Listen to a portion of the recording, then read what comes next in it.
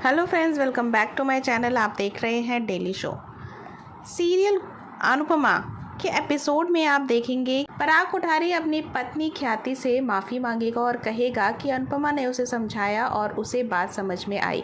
ताली एक हाथ से नहीं बजती, गलती उससे भी हुई है। पराग कहेगा कि ख्याति ने सच नहीं बताया क्योंकि उसने कभी उसे सच कहने की हिम्मत नहीं दी।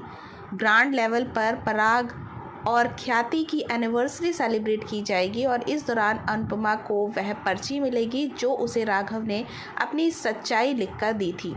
लेकिन क्योंकि अनुपमा के पास उसका चश्मा नहीं होगा और पर्ची भी पानी से धुल गई होगी, इसलिए वह साफ तौर पर पढ़ नहीं सकेगी। अनुपमा फ़ोन करके राघव से ही पूछने की कोशिश करेगी कि बात क्या है, लेकिन राघव कुछ कहेगा उससे पहले ही पुलिस का कॉल आ जाएगा और वहां से उसे पता चलेगा कि राही पर हमला करने वाला राघव ही था। अनुपमा गुस्से में तमतमाई अन्नू की रसोई पहुंचेगी और राघव के गाल पर जोरदार तमाचा जड़ देगी। राघव अपनी बात बताने की कोशिश करेगा लेकिन उसकी एक नहीं सुनेगी। उल्टा अनुपमा पुलिस बुला लेगी और जब राघव को लगेगा कि गिरफ्तारी के बाद उसका केस और बाकी सारी चीज़ें बिगड़ जाएंगी तो वह वहां से भाग जाने का फैसला करेगा। उधर कोठारी मैंशन में सबको पता चलेगा कि अन्नू ने जिस जेल से छूटे शख्स को अपने यहाँ रखा हुआ था वो कोई और नहीं बल्कि राघव था।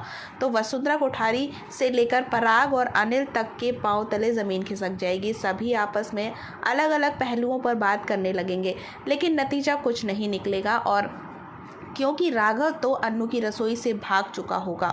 राघव के भाग जाने के बाद किंजल और बाबूजी समझाने की कोशिश करेंगे कि शायद वो कुछ कहना चाह रहा, लेकिन गुस्से में पागल अनुपमा कहेगी कि अब कुछ सुनना नहीं है।